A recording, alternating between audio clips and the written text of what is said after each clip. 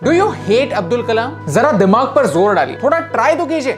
नहीं, ऑब्वियसली नहीं। इनफैक्ट हमारे देश में ऐसे गिने चुने ही लीडर्स होंगे जिन्हें हेट करना मुश्किल ही नहीं नामुमकिन है। Bharat Ratna doctor APJ Abdul Kalam, the missile man of India, Bharat के फेवरेट प्रेसिडेंट। आज 15 अक्टूबर उनका birthday. And in the next 3 minutes हम आपको उनके कुछ सक्सेसेस एंड फेलियर्स के बारे में बताने वाले हैं, जिनकी वजह से आपको ये प्रूव हो जाएगा कि उन्हें हेट करना प्रैक्टिकली इम्पॉसिबल है। तो अगर आप भी हमारी तरह इस रॉकस्टार के फैन हैं तो इस वीडियो को शेयर कीजिए। भारत के असली हीरोज की स्टोरी आप तक पहुंचाना हमारा मिशन है। हमें सपोर्ट करने के लिए हमारे YouTube चैनल को सब्सक्राइब कीजिए और इस बेल आइकन को प्रेस कीजिए। Did you no Kalam sir के लाइफ की शुरुआत फेलियर्स से हुई। उनके फादर एक बोटमैन थे, गरीब थे, लेकिन कलाम सर तो उड़ना चाहते थे। He wanted to be a fighter pilot. Yes, ये सीधा साधा दिखने वाला इंसान अंदर से फाइटर था और एक एयरफोर्स पायलट बनना चाहता था। लेकिन जब उन्होंने एग्जाम दी तो सिर्फ 8 लोग क्वालिफाई हो सकते थे और कलाम आए 9th। लेकिन ये फेलियर भारत की सक्सेस के लिए इंपॉर्टेंट था, क्योंकि अगर वो फेल नहीं होते तो इसरो कैसे ज्वाइन करते। भारत की पहली सैटेलाइट लॉन्च व्हीकल के कलाम सर डायरेक्टर थे। भारत को अग्नि और पृथ्वी जैसे मिसाइल्स उनकी ही वजह से मिले।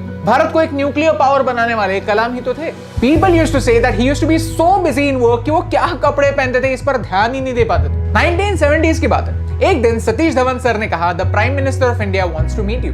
तब इंदिरा गांधी प्राइम मिनिस्टर थी। Kalam sir said, prime minister से मिलने ऐसे ही कैसे आऊं? I mean look at me, I am not even dressed. Dhawan sir ने जवाब दिया, तुम्हारी सक्सेस तुम्हारे कपड़े। एंड दैट्स ट्रू, क्योंकि उनका काम ही कुछ ऐसा है कि उन्हें किसी भी अवतार में हेट करना इम्पॉसिबल है। कलाम सर 2002 में भारत के 11th प्रेसिडेंट बने, और वो भी कैसे? कांग्रेस और बीजेपी दोनों पार्टीज के सपोर्ट से। क्या ऐसे अलाउड है? मुझे पता नहीं था।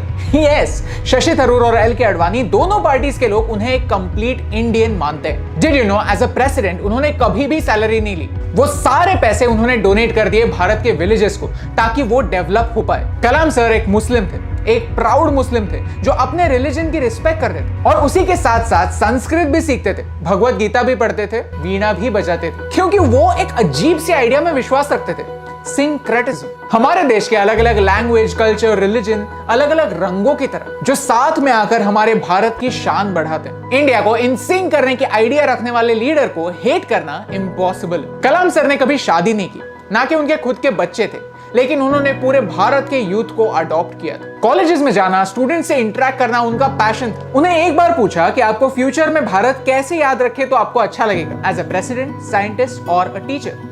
तो उन्होंने कहा पहले टीचर और बाकी सब बात, क्योंकि वो मानते थे कि इस देश को सिर्फ 3 लोग बदल सकते हैं, एक माँ, एक पिता और एक टीचर। एक माँ संस्कार कर सकती है, एक पिता डिसिप्लिन कर सकते हैं और एक टीचर सही रास्ता दिखा सकते हैं। देश को बदलने का एक सिंपल फॉर्मूला देने वाले इस गाइड को हेट करना impossible. We are saying that it's impossible to hate him, लेकिन एक्चुअली ये सच नहीं है, क्योंकि 1989 में अग्नि 1 का लॉन्च जब फेल हुआ तब उनके भी कार्टून्स पेपर में पब्लिश हुए थे। उनके भी कैपेबिलिटीज पर लोगों को डाउट आने लगा था, उन्हें भी जमकर क्रिटिसाइज किया गया था। लेकिन वो टाइम बदल गया, क्योंकि अगले ही महीने अग्नि सक्सेसफुल लॉन्च हो गया। अग्नि की ये सक्सेस कलाम सर ने 1 लाख पेड़ लगाकर सेलिब्रेट की। आज ये अग्नि मिसाइल्स भारत की बॉर्डर्स को प्रोटेक्ट करते हैं। Kalam sir, a hero, an icon, a legend, passed away in 2015. He was giving a speech to college students in Shillong. He was 83.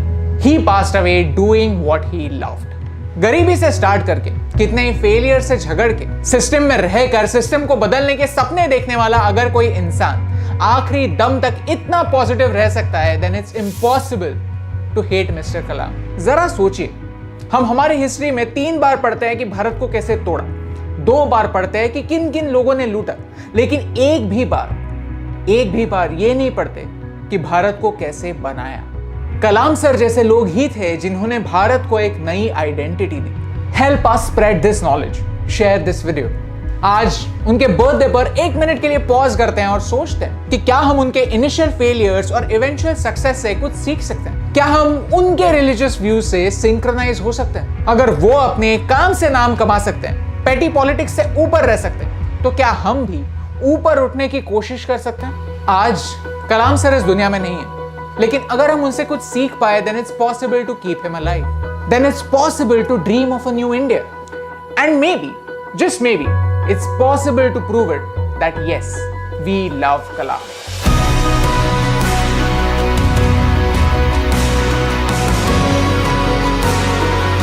Hey yes team, हम हमेशा सोचते थे कि मीडिया भारत के बारे में इतनी नेगेटिव क्यों, तो हमने एक पॉजिटिव सोल्यूशन बेस्ड अप्रोच अपनाया। अगर आपको ये वीडियो अच्छा लगा तो लाइक बटन प्रेस कीजिए। अगर आप यहाँ पर नए हैं तो यहाँ पर क्लिक करके सब्सक्राइब कीजिए और नए वीडियोस के अपडेट्स मिलने के लिए बेल आइकन को प्रेस कीजिए। और ऐसे ही और पॉजिटिव वीडियोस देखने के लिए यहाँ पर क्लिक कीजिए, क्योंकि आपके सपोर्ट से मुझे फर्क पड़ता है।